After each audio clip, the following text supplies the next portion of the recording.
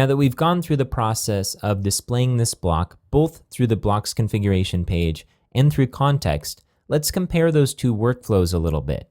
So if we go to structure and blocks here, one thing that's really hard to figure out through this page, in which we've talked about before, is in what context do the blocks display. So it shows exactly what region the content will display in, but it doesn't tell us why it displays there or when it displays there. Whereas if you go to context, when you go to structure, context, right off the bat, you're presented with a set of contexts. So we know a lot more about why the block is displaying. But at least initially, we know less about where it's displaying, whereas on the block configuration page, we know exactly where it will display. That's because in context, we can display it in multiple locations in different contexts. So this both gives us more information by using context, but it can also be a little harder to track down which context we need to edit in order to modify the display of something.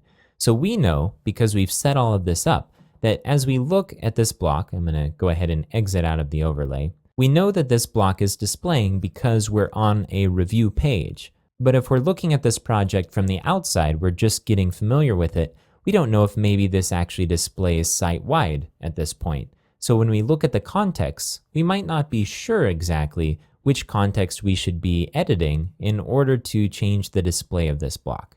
If we're using the default blocks configuration page, however, we can simply click this cogwheel, click configure block, and manage our settings straight through here to determine where we're going to display and hide this block.